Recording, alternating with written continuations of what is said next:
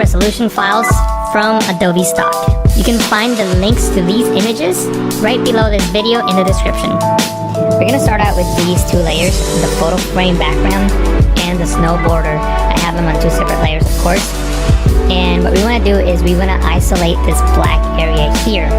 We can of course create a selection around the black area to isolate it, but I like working with Z on the keyboard. I'm holding the Z key, I'm not letting go of it, and I'm going to zoom in to the corner here and release the Z key. It'll bring me back to the pen tool, which I had selected.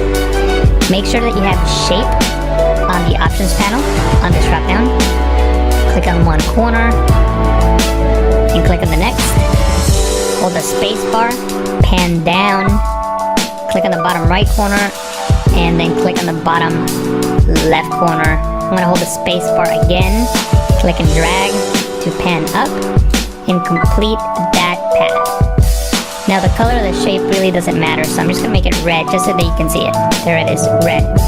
What I'm going to do now is enable the layer of the snowboarder. I'm going to click and drag her up to the top of the layers panel, and I'm also going to double tap here on the zoom tool just so we can see the image at 100%. And actually, now that I'm looking at it at 100%, I'm actually going to right click on it and choose fit on screen so that I can see the entire composition.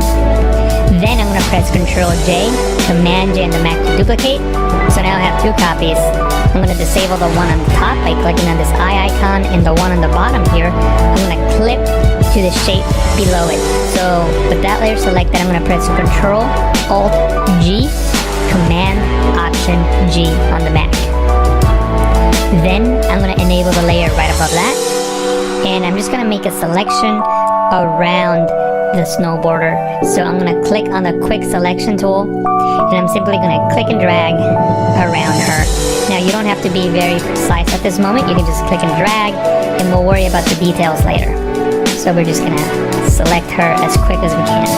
So I'm just clicking and dragging, and notice that my selection is not very accurate. You shouldn't spend too much time at this moment. If you select an area like this part here that is obviously not going to be part of the selection, I'm going to hold Alt, Option on the Mac, click and drag just to refine that selection just a little bit more.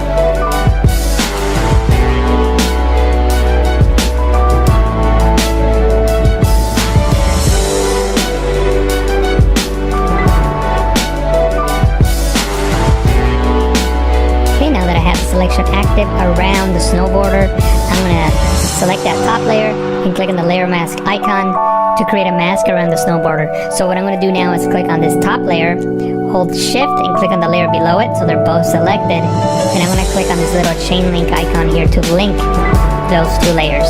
What that allows you to do is when you move one of those layers with the move tool, it moves both, and they can be in different groups and they can be separated, so that allows us to keep those two layers together. What I'm going to do now is press Ctrl T, Command T to transform, to scale this and adjust it accordingly. If you can't see the corner handles that you want to click and drag on, you can press Ctrl 0, that's Command 0 on the Mac, for the bird's eye view that allows you to see all four corner handles. And I'm going to click and drag on this one here to scale it down. I'm holding Shift, Alt, that's Shift, Option on the Mac. Now at this point, we can go back and adjust the layer mask if we need to. So I'm going to zoom in just so we can see the areas that we need to work on. So we need to work on this area and then the blue outline around her body. So we can adjust that by clicking on the layer mask in the properties panel. You can click on mask edge. If you don't see the properties panel, you can go into window, properties, click on mask edge, and then maybe shift the edge for the negative value and see how that's adjusted. So and keep adjusting it and making sure that that line is gone, but we don't lose any detail that we want to keep. Also, with this brush selected, I can click and drag here on the hair, and hopefully we'll get better selection. So now, it didn't do that good of a job here, so I'm just gonna leave it like this for now, and then I can come back with the brush tool and fix that in a moment. So I'm gonna press OK, click on the brush tool, paint with white in areas that I want to keep. So I'm just going to paint with white in these areas here. And I know I'm selecting some of the sky, but that's okay. I'm going to get rid of that by pressing X on the keyboard, which swaps the foreground and background color. And with black, I'm going to paint on that layer mask to get rid the sky here.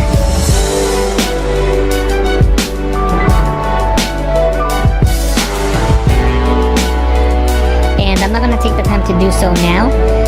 I will do that after the tutorial. You can see the final image, but I'm just going to go around the entire image and just make sure that everything is masked out accordingly. And in most of these areas, everything seems to be okay. I know we gotta work on this area here, and like I said, I'll do that after I'm done with the tutorial and you can see my final result. But for now, we'll just leave it as is. I'm gonna press Z on the keyboard, right click, and choose fit to screen. And what we're gonna work on now is extra elements that are gonna help our composite look much more realistic and much more interesting. So from the Adobe stock library, I downloaded 2 elements we're gonna use. We're gonna use this shovel with snow, so let me just double click on that to open that up. And by the way, the links to these files are on the description. You have to download them from Adobe stock. They're not free, but you can use a watermark preview to practice on. So I would recommend you doing that just so that you can have a way to practice and learn. So the first thing I gotta do is get rid of the shovel. I'm gonna click on the lasso tool. I'm gonna make a selection around the shovel. And as you can see, it's not very accurate. It's okay. Then I can hold Shift and Backspace, or you can go into Edit, Fill to bring up the Fill menu. Under Contents, choose Content Aware and press OK.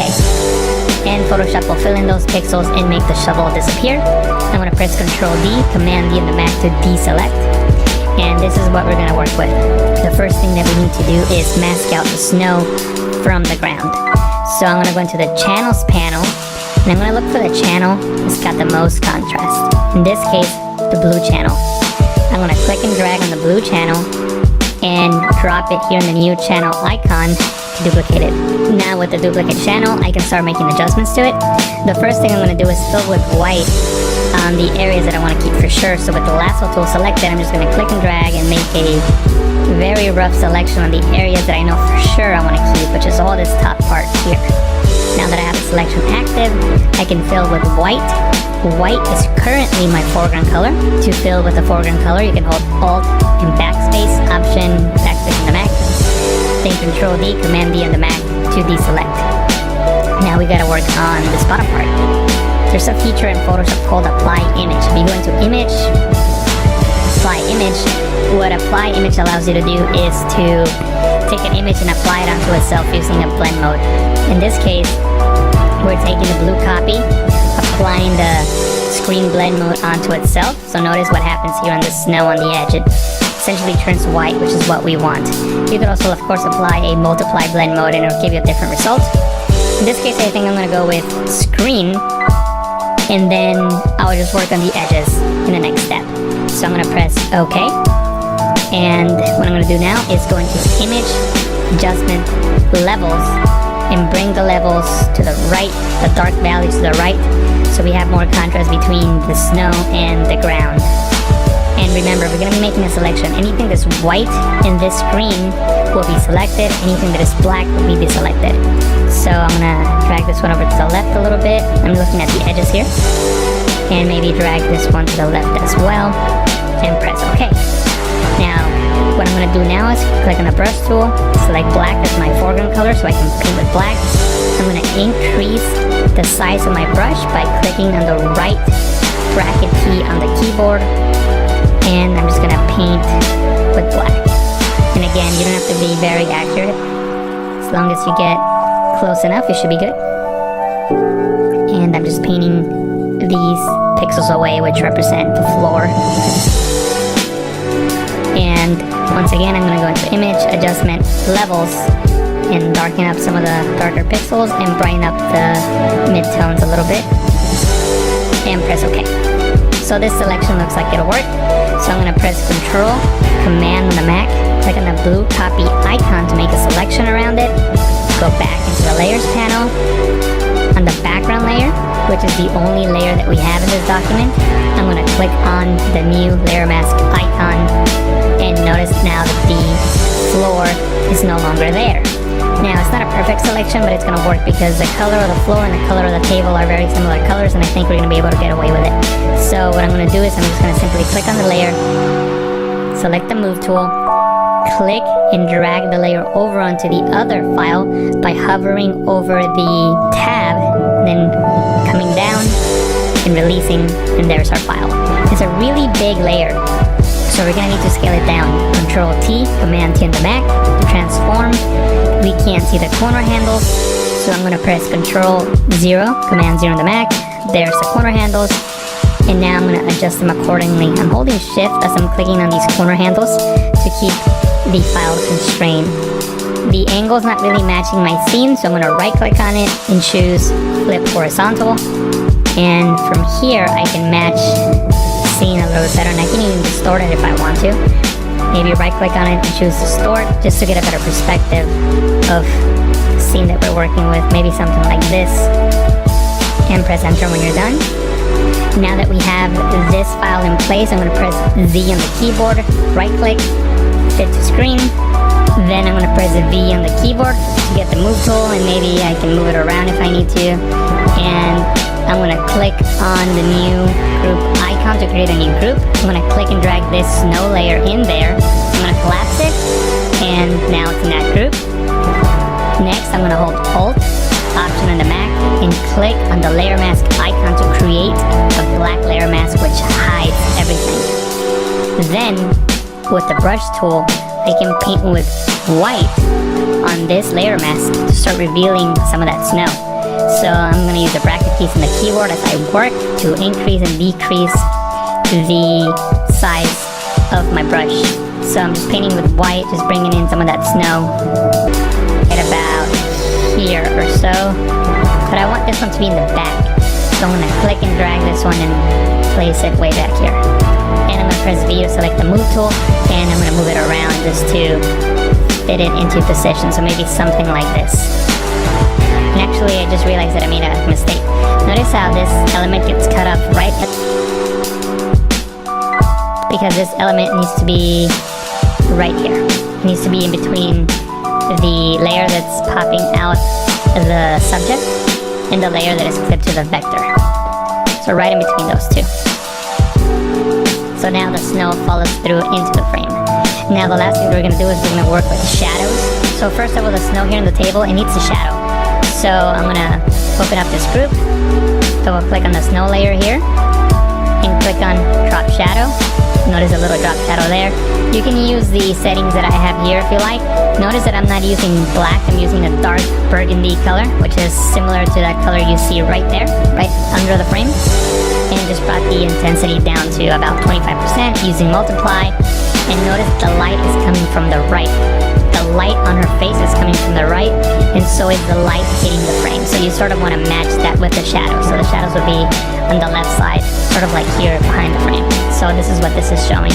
So if I were to bring it up to 100%, this is what that looks like. Obviously that's too much, so leave it at about 25% or so. And what I'm going to do now is right above this snow element here, I'm going to create a new layer, and I'm just going to paint with this color here under the board. So you can click on the eyedropper tool, select that color, and maybe make it a